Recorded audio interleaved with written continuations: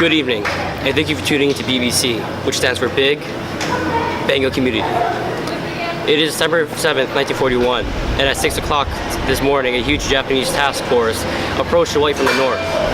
And at 7:55 this morning, they began to attack Pearl Harbor. At 8:04 a.m., a second wave approached, but caused less damage.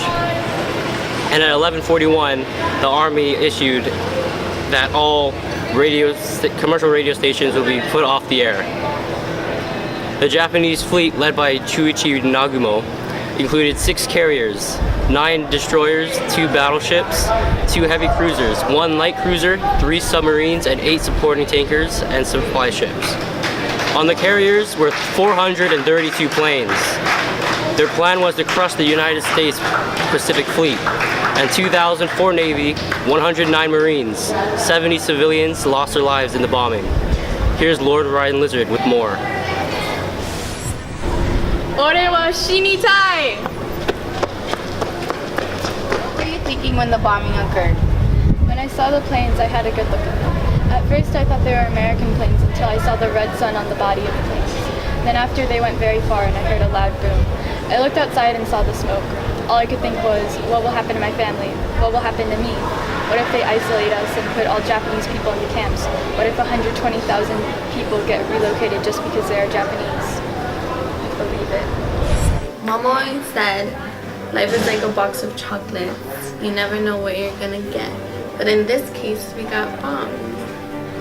As an American citizen, how did you react to the bombing of Pearl Harbor? I saw the planes fly over there and there were a lot of them. I couldn't even count all of the planes. But then I heard the bombs and the gunshots, and when I stepped outside I saw the smoke.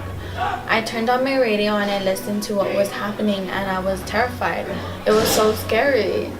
I started to wonder if this meant we were going into the World War, and I don't want to get conscripted because I need to be home for Janae. Thank you, and now back to you, Brada. Thanks, Lord Ryan Lizard. The Japanese plans to conquer China, Netherlands, East Indies, and the Philippines.